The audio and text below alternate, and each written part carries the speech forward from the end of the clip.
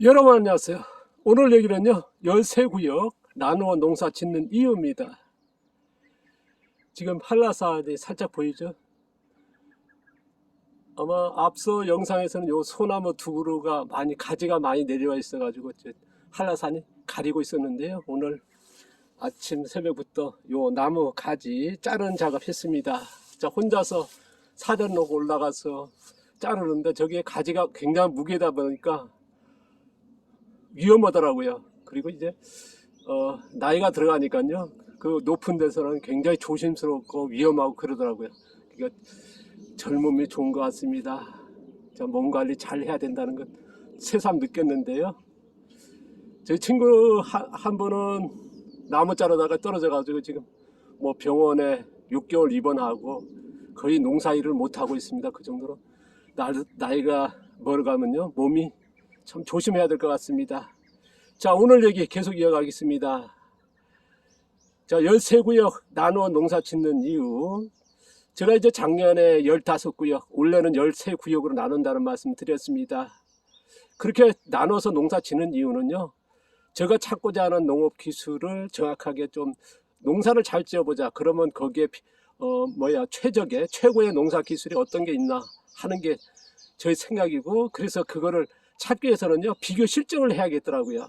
이게 한 가지만 농사를 계속 짓고 하다 보면 이게 몇 수년 걸릴 수도 있지 않습니까? 뭐 제가 아예 찾지 못하고 지금 제가 찾고자 하는 게 지금 농업인구 얼마나 많습니까? 농업 역사가 뭐 1만 년인데 지금 나와 있는 기술이 없고 이론도 없습니다. 기술이 없으니까 이론이 없고요. 근데 얘기는 하지만은 없다. 그건 뭐냐면 그만큼 찾기 어려운 거고, 그러다 보니까 이제 저는 이렇게 구역으로 나눠서 좋은 방법이랄까 뭐 여러 가지 있지 않습니까? 그래서 각기 다르게 해가지고 비교 실증하고 있습니다.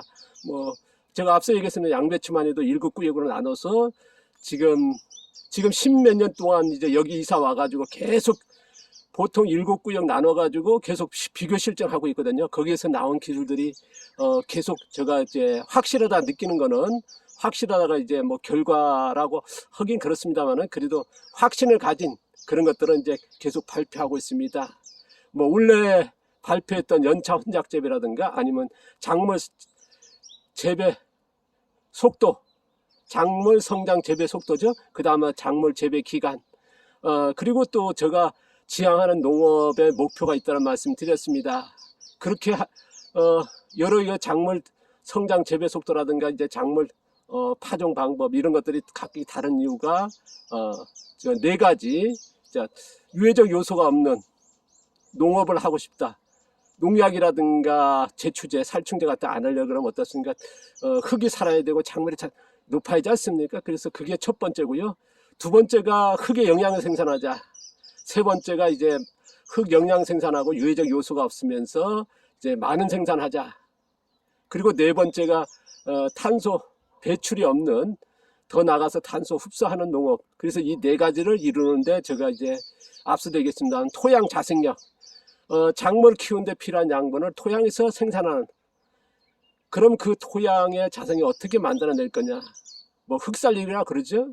그 방법이 다양하게 나와 있습니다만 그게 확실하게 신증된 그런 것들이 저는 이제 찾아봐도 없었습니다.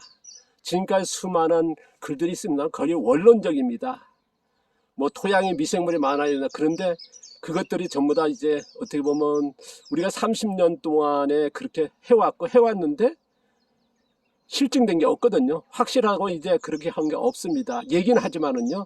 그리고 그런 흙에서 양분을 생산했을 때 그 양분을 흡수할 수 있는 많은 뿌리와 깊은 뿌리죠. 또한 이제 작물의 자생력은 뿌리다.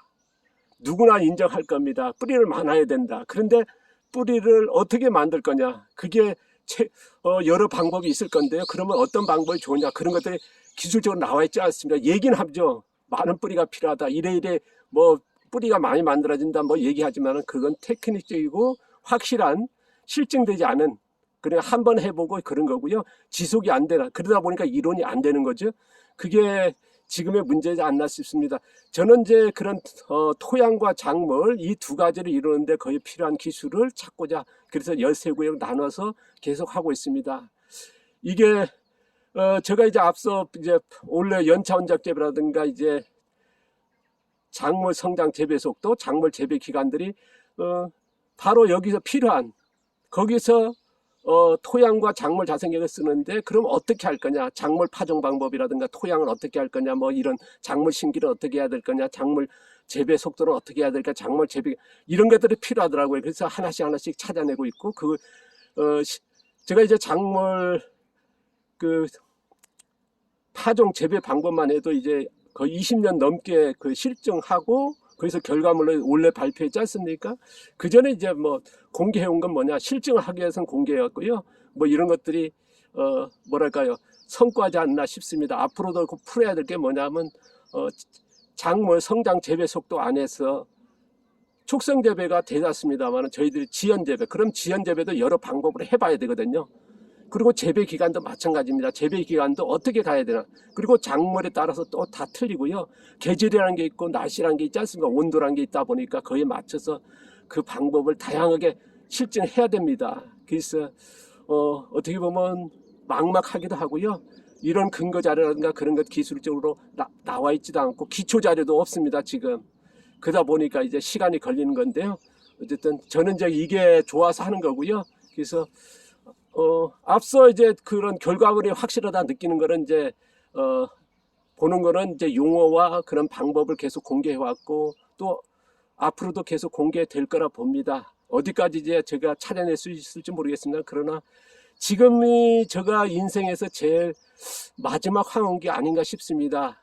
이제 하루하루 이제 뭐랄까요, 나이가 들어가니까 이제 노화라는 게 있지 않습니까? 그러면 정신적으로도 그렇고 육체적으로 그러다 보니까, 그래서 저 나름대로 관리를 잘하고, 그 다음에 그러다 보니까 이제 좀 아직은 열정이 있어서 하는데요. 하는 데까지 해볼 생각입니다. 자, 농사 13구역 나눠서 농사 짓는 이유 말씀드려봤습니다. 감사합니다.